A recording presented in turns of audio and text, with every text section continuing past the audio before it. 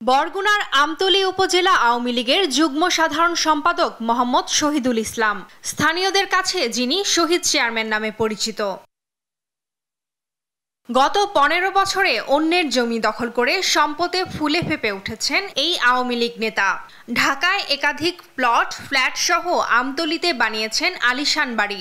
জোর করে অন্যের জমি দখল করে শেখ হাসিনার নামে বানিয়েছেন শিক্ষা প্রতিষ্ঠান। স্ত্রীর বড় বোনের জমি দখল করতেও দ্বিধাবোধ করেননি শহীদুল। জমি দখলে বাধা দিলে নির্মম নির্যাতনের শিকার হতে হতো মালিকদের, এমনকি এলাকাও ছাড়তে হয়েছে অনেককে। আমার বাপদাদার রেকর্ডের সম্পত্তি এ জায়গায় আমি বাধা দিছি, আমি ডিসির দ্বারে গেছি, এফসির দ্বারে গেছি, কোনখানেই আমি বিচার পাইনি। এই আওয়ামী লীগ ক্ষমতায় আওয়ানোর পর হে রাতে দিনে হে বড় লোক। আমাকে বাড়িঘর সব শহীদুল ইসলাম শহীদুল চেয়ারম্যান লয়ে গেছি গিয়া।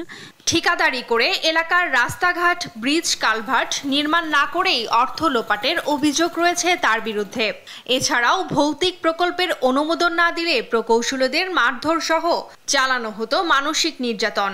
আওয়ামী লীগের পদ পদবি ব্যবহার করে ঠিকাদারির নামে সে সীমাহীন লুটপাট করেছে। ব্রিজ না করেও ব্রিজ বিল তুলে উঠিয়ে নিয়ে গেছে।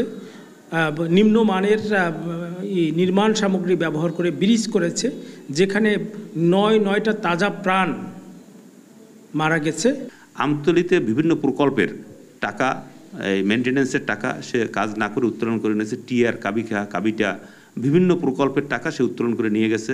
জনগণ ও সরকারের কোটি কোটি টাকা লোপাটকারী এই আওয়ামী লীগ নেতার বিচার চেয়েছেন সচেতন মহল। নিম্নমানের কাজ করে বা দুর্নীতির আশ্রয় নিয়ে যে কোটি কোটি টাকা লোপাট করেছে, সেই লোপাটের আসলে বিচার হওয়া উচিত।